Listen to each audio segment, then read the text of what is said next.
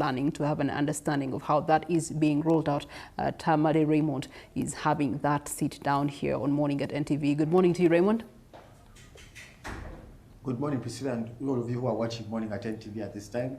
We are coming to you live from Bukoto, and with me I have Professor Lawrence Muganga, the Vice Chancellor for Victoria University, to speak to us about the competence-based curriculum and how best is it really going to be integrated into higher institutions. I'm talking about the universities and tertiary institutions. Professor, good morning. Good morning, Tamale. And I want to understand from the point of view, does it really hold water to have this curriculum, the competence-based, as people are going to university? Is it really applicable after? Yeah, I mean, we should, Raymond, we should face the facts of the day. And one of those is the fact that the education system we have in Uganda or most of the African countries is built on a very, very broken assumption that every child, your child, my child, everyone's child, must do the same thing, use the same speed, follow the same order, and do it in the same time. That's not real life, okay? So we have to now rediscover ourselves and go to the real life.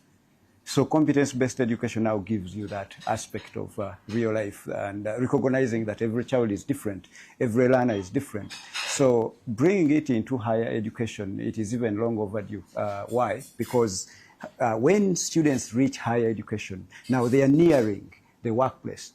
So employers are waiting for them. So that is when they should actually be in a situation that empowers them with experiential learning. In other words, whatever they learn by doing. By the time the employer is asking for a year of experience, 2 years of experience, 3 years, 4 years, which is the norm, not 0 years of experience. At least they have 2 years, 3 years, 4 years. So yes, that's what I have been part of, is that the Minister of Education issued a directive to all universities to prepare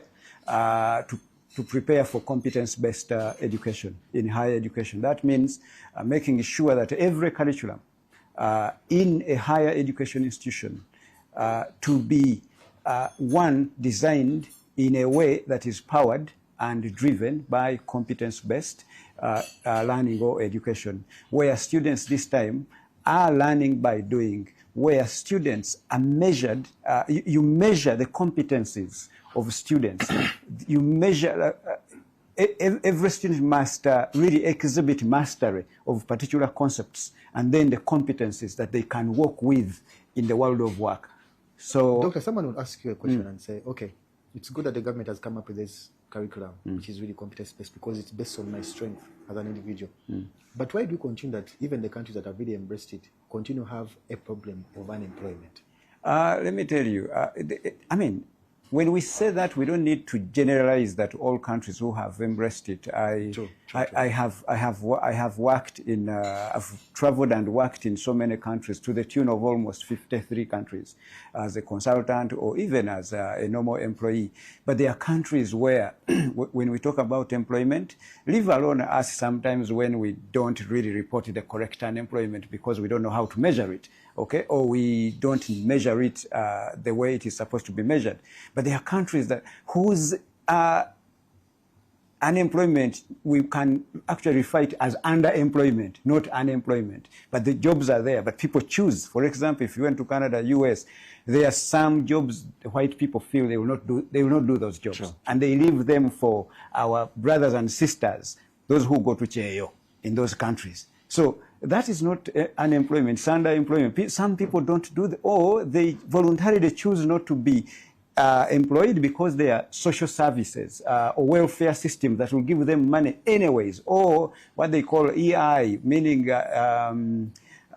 employment insurance. So they choose to stay on that. We don't have such safety nets here in this country. So, but fact is, competence-based education will never leave a student the same. They will learn with their hands, their hearts, their heads, the brains. They will have the skills because the assessment targets your competencies.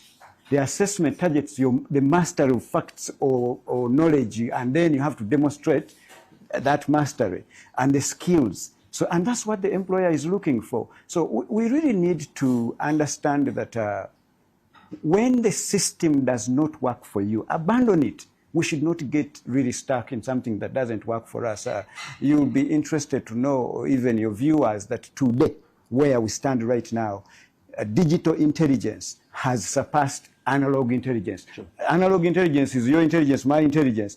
Today the machine thinks better than us and does things better than us. So where do you put yourself when you're still embracing analog kind of education, which is not competence-based education? You rather have an education that leaves something in your hands and you can do something, not everything you know. No, what you know is no longer that important because there are machines that know more than what you know. But what you can do with what you know is what is important. Doctor, no, that's why I want to draw a distinction. You talked about AI and me, an individual who is competent-based. Aren't I going to be pushed out at a later point and then someone embraces technology more? No, now you should appreciate that the world is split in two worlds. There are some people who embrace AI and actually use it as a tool, okay, to even be better, be more productive. Not and everyone, doctor. Yeah, so that's what we want to be. And that's how where I encourage government to really, really invest in making sure that all students are having such skills. But there is also the other world that is waiting to be replaced. So if you choose, and those are the people who deny that this is not real, this is not coming, until it arrives, which is already here actually, they get to be replaced. And they're not being replaced by just a machine. It is happening in such a way that you, Raymond, or anyone who has embraced AI and has toiled to immerse themselves to understand this new wave of knowledge and skills. And now you can use AI to do for you things. You become more creative, you become an amazing problem solver. You're going to come and replace me, who has remained a traditionalist. You understand? So that's the world we are in. So change is very important. If you don't want to change, certainly I can guarantee you change will change. Professor, anyone. Lastly, what would you think about, what did you advise to those people who are really, the schools have not yet embraced competence-based curriculum? Your last remarks as you close. So it is very, very simple. You will be wiped out. So I'm telling you, government is really very forceful because this is where the future of this country is. When we talk about the country, we are not talking about buildings, whatever you see around. We talk about people. So we have to empower these people to be more productive. So to do so, every school, every learning institution, every university must embrace competence-based learning because that's where the future is. And when you look at the people of this country, begin with the ones you have in your family. Those are your children. So they need to have real skills that they can use in the real world, not hypothetical things, theoretical things that you will never get to use in the real world.